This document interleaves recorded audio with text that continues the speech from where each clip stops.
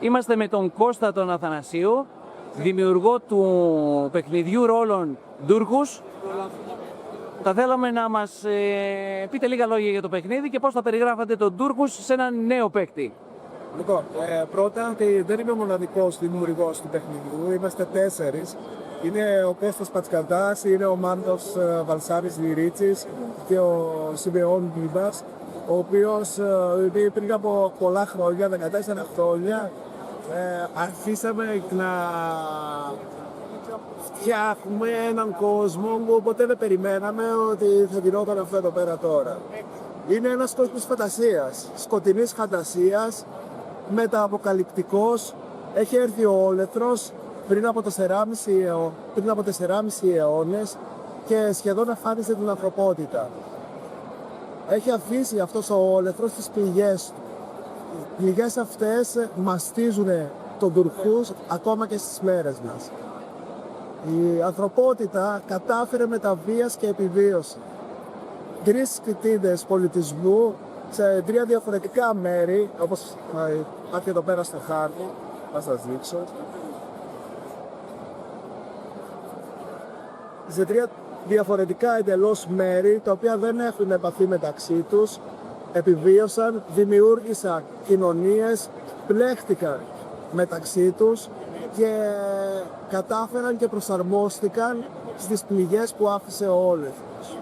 Πρόκειται για ένα παιχνίδι το οποίο η επιβίωση είναι σημαντικό του κομμάτι, αλλά σημαντικές είναι επίσης και οι σχέσεις μεταξύ των τεχτών ανθρώπων μόνο, δεν υπάρχουν άλλες φυλές, μεταξύ τους, των κοινωνιών τους, οι φιλίες, οι έχθρες, ο ανταγωνισμός ο οποίος υπάρχει. Είναι σημαντικά στοιχεία του παιχνιδιού.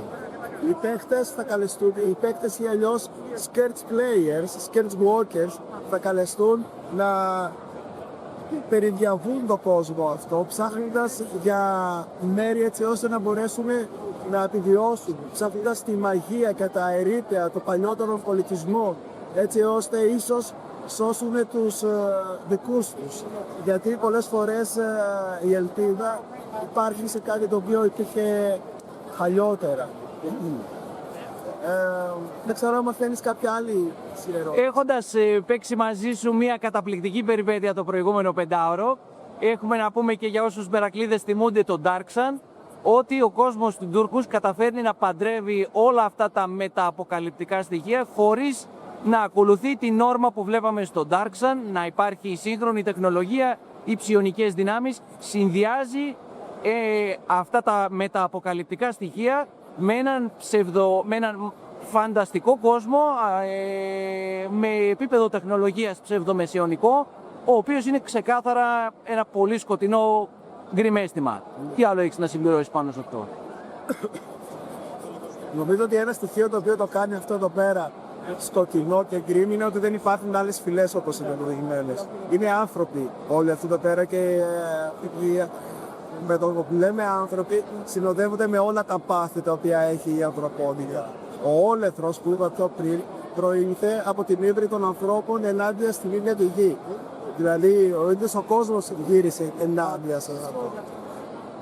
Και ξέρεις, είναι αστείο γιατί πολλά πράγματα τα οποία το είχε φτιάξει πριν τα 4 χρόνια ακόμα καλά δεν ήταν τόσο έντονα στις κοινωνίες που ζούμε τώρα.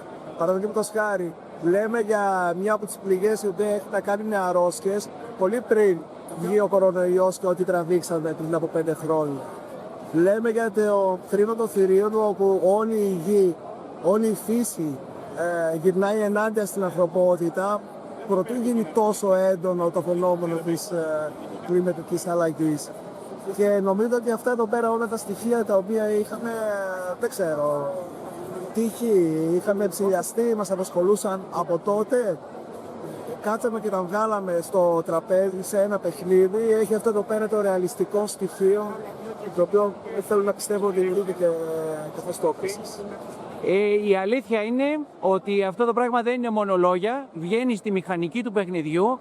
Βλέπουμε ότι υπάρχει μια περιοδικότητα πληγών οι οποίες μεταφράζονται σε συγκεκριμένα game terms και δεν γίνεται ο παίχτης να αγνοήσει πραγματικά ότι βρίσκεται σε έναν κόσμο υπό σύψη, υπό φυσική παρακμή. Αυτό είναι ο λόγιρας πραγματικά. Το βλέπεις πραγματικά σε λίγους φανταστικούς κόσμους.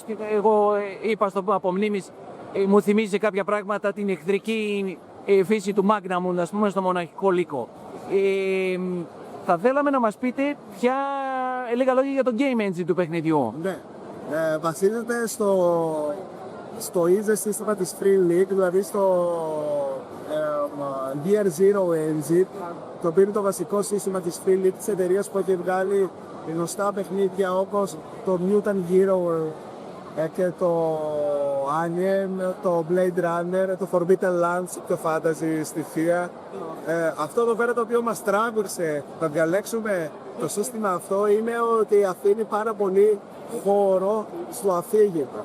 Δηλαδή στην ιστορία την οποία θέλουμε εμείς να πούμε, αλλά και στους παίχτες, στην ιστορία που θέλουν να πούμε οι παίχτες. Θεωρούμε ότι δεν έχει το τακτικό κομμάτι το οποίο έχουν παιχνίδια όπως το D&D, το Pathfinder, αλλά θέλουμε να πιστεύουμε ότι έχει ένα πολύ μεγάλο πλουραλισμό σε δυνάμεις και ιδιότητες που μπορούν να παίξουν οι παίχτες, έτσι ώστε να το ευχαριστήσει αυτό σχετικά γρήγορα. Οι μάχες είναι σχετικά γρήγορες σε σχέση με το D&D και από την άλλη να βγάλουν και στοιχεία του χαρακτήρα τους. Επιβεβαιώνω, έχοντας παίξει 4-5 ώρες παιχνίδι για πρώτη φορά στον Τούρκους, fast-paced παιχνίδι, χωρίς την αίσθηση ότι κάνει κοιλιά. Ταυτόχρονα είχαμε πολλά battle encounters μέσα σε αυτή την περιπέτεια και προλάβαμε να διαβάσουμε και την πλοκή της αρκετά, να πάμε αρκετά μακριά και να αφήσει χώρο να αναπτυχθούν οι χαρακτήρες. Τόσο όσο το παιχνίδι έχει και tactical elements, χωρίς να επιβαρύνουν τον χρόνο του παιχνιδιού και να κλέβουν από το role playing, αυτό που είπες και εσύ με άλλα λόγια, για την πλοκή του παιχνιδιού. Λίγα λόγια για το artwork, το οποίο πραγματικά κεντάει και είναι πολύ πολύ ταιριαστό με το παιχνίδι. Με συγχωρείτε λίγο, αλλά μετά από 5 ώρες παιχνιδιού στη φασαρία έχει φύγει η φωνή. Λοιπόν, έχω να πω ότι όλο το παιχνίδι, να διευκρινίσω, είναι ότι έχει φτιαχτεί χωρίς artificial intelligence. Και είναι πεποίθησή μας, κάνουμε κάτι το οποίο αγαπάμε, δεν θα κάτσουμε κάπου να βάλουμε πράγματα τα οποία αγαπάμε να τα κάνει άλλος για μας. Human made 100%. 100%. Λοιπόν, για το art ήμασταν ευλογημένοι, κυριολεκτικά ευλογημένοι. Να βρούμε το 2018 την Ελένη Τιτσάμι, ένα φανταστικό άτομο πρώτα και μια εκπληκτική καλλιτέχνης, η οποία έδωσε ζωή και πνοή στον κόσμο τον οποίο έχουμε. Πραγματικά μιλάμε, έχω γίνει φήμη για την Ελένη, παρότι είμαστε σε διαφορετικές πόλεις, είναι από Αθήνα. Και λέμε ότι αν ήταν η Ελένη στην πόλη μας, ήταν από τα άτομα τα οποία δεν γινόμασταν οι καλύτεροι φίλοι. Είναι φανταστικό άτομο, φανταστικός καλλιτέχνης, έχει πιάσει, είναι μέρος του Τουρκούς, δηλαδή είπα από τους 4 λειτουργούς, η Ελένη Τσάμι μπορεί κάλλιστα να σταθεί ως 5ο άτομο στους συντελεστές του παιχνιδιού.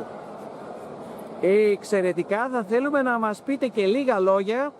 Καταρχάς βλέπουμε το εξής, πολύ πολύ συνετό, δεν βγαίνει στα ελληνικά και το τολμάτε, μία και καλή στα αγγλικά, κατευθείαν στα βαθιά νερά σε μία διεθνή αγορά. Ποιο είναι το χρονοδιάγραμμα της υπόλοιπης ανάπτυξης μέχρι να φτάσουμε σε τελική έκδοση και τελικό release? Το χρονοδιάγραμμα είναι ότι αν όλα πάνε καλά, τότε σκοπεύουμε να κάνουμε μια καμπάνια crowdfunding το φθινόπωρο, αρχίζοντας από το Σεπτέμβριο, φτάνοντας ως τον Νοέμβριο. Σε περίπτωση που η ζωή έχει άλλη γνώμη από αυτά εδώ πέρα τα οποία θέλουμε, γιατί το να κάνεις ένα παιχνίδι δεν είναι η κύρια μας ασχολία, τότε θα πάει αυτό εδώ πέρα, θέλω να πιστεύω σίγουρα, για αρχές άνοιξης. Αυτό είναι το χρονοδιάγραμμα. Και κλείνουμε και με αυτό, γιατί δεν είναι το πρώτο event στο οποίο παρουσιάζεται τον Τούρκους. Ποιες είναι ως τώρα οι απόψεις που έχετε εισπράξει από το κοινό που το έχει παίξει και το έχει δει? Οι απόψεις είναι πάρα πολύ θετικές και αυτό μας δίνει παραπάνω χαρά, μας δίνει καύσιμο έτσι ώστε να συνεχίσουμε να δουλεύουμε αυτό παρά τις αρεξότητες, παρά τα ξενύχια, παρά τις προσωπικές θυσίες του καθενός, για να μπορέσουμε να φέρουμε ένα προϊόν όσο το δυνατό σε πιο επαγγελματικό επίπεδο, να συνεχίσουμε να το ολοκληρώσουμε Γιατί αυτό, όπως σου έλεγα και πιο πριν, πρόκειται για ένα προϊόν ζωής. Είναι 12 χρόνια από τη ζωή μας τουλάχιστον και είναι κάτι το οποίο ολοκληρώνοντας το θα νιώθουμε εμείς έτσι ότι έχουμε παραδώσει κάτι στο community, κάτι στους φίλους μας, στην οικογένειά μας και ελπίζουμε να τους αρέσει. Άργησαν 12 χρόνια, θέλουν κότσια και πολλή υπομονή, αλλά τουλάχιστον δείχνει μια δουλειά με μεράκι σε όλες τις κατευθύνσεις και τεχνικά στο σύστημα και στον κόσμο και στο lore του κόσμου. Βγαίνει αυτό προς τα έξω. Να ευχηθούμε τα καλύτερα. Ευχαριστώ πάρα πολύ, Δημήτρη.